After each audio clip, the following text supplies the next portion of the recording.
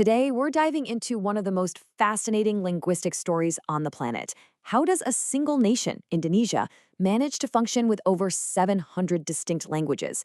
The answer is just incredible. It's a mix of geography, deep history, and one of the most brilliant strategic decisions in modern nation building. But to really get a sense of the scale here, let's start with a question. Think for a second about the entire continent of Europe, all of it. 44 countries, tons of history. How many languages do you think are spoken there? The answer? It's roughly 200. And that's a lot, right? 200 languages across a whole continent. Now, remember that number. Keep it in your head.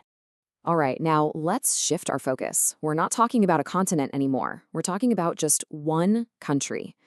How many languages do you think exist in Indonesia alone? Get this, 718. Yeah, 718 living languages. That's more than 3 times the number in all of Europe, packed into a single nation. And we're not talking about simple dialects here. Many of these are as different from each other as English is from Chinese. So that leads to the big, obvious question. How on earth does that work? How do you run a country, build a national identity, when your people speak over 700 different languages? Well, the first clue to solving this puzzle is right there on the map. It really all starts with geography. You see, Indonesia isn't one solid chunk of land. It's a massive archipelago. We're talking over 17,000 islands.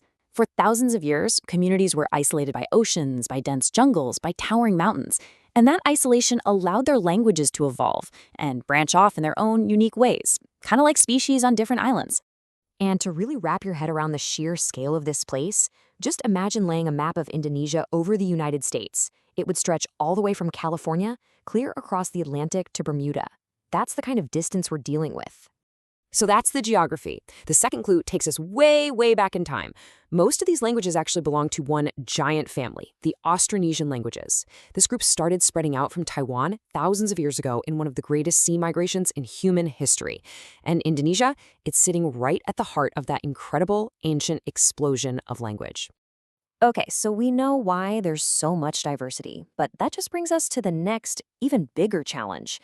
If you're trying to build a new, independent nation out of all this, how in the world do you choose just one language to unite everybody? I mean, you've got some heavy hitters. Javanese is by far the biggest, with almost 100 million native speakers. Then there's Sundanese, with over 40 million. The logical thing to do would be to just pick the biggest one, Javanese, right? But the thing is, the logical answer wasn't the smart one. The real turning point, the moment that changed everything, happened way back in 1928. This was decades before Indonesia was even independent. A group of young visionaries and nationalists from all these different islands and language groups came together for what they called the Second Youth Congress. And this is where they did something absolutely genius. They did not pick Javanese. They knew that picking the biggest language would give one ethnic group way too much power. Plus, Javanese is a really complex language, with all these rigid social levels built right into the grammar. Instead, they chose Malay. Why? Because Malay was the language of trade. It had been used for centuries across the islands, it was way simpler grammatically, and, this is the crucial part, it was neutral. No single dominant group could claim it as their own. And they didn't just talk about it, they made it official. They enshrined this incredible decision in what's known as the Youth Pledge. They took the Malay language, they gave it a new name, Bahasa Indonesia, which literally just means the language of Indonesia, and they declared it the language of unity. It was basically the blueprint for a new nation. Okay, so that's the history. It's a great story. But what does it actually look like for the average person living there today? How does it all work in practice? Well, for most Indonesians, juggling multiple languages isn't some special skill. It's just life. You might speak Javanese at home with your parents and grandparents. Then you walk out the door and switch completely over to Bahasa Indonesia for school, for your job, to watch the national news. And on top of that, a lot of people are using English as a third language for business or just for scrolling online. It's this constant, seamless linguistic dance. And this constant mixing is so normal, it has its own linguistic term, code switching. You'll hear people having a conversation where a single sentence might start in Bahasa Indonesia, throw in a phrase from their local language, use an English word for technology, and then end with some Jakarta slang. That's not confusion. That's the sound of modern Indonesia. But, and this is a really important but, This incredible story of national unity isn't perfect.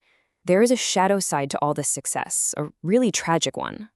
Because the hard truth is, of those 718 languages, over 100 are now critically endangered.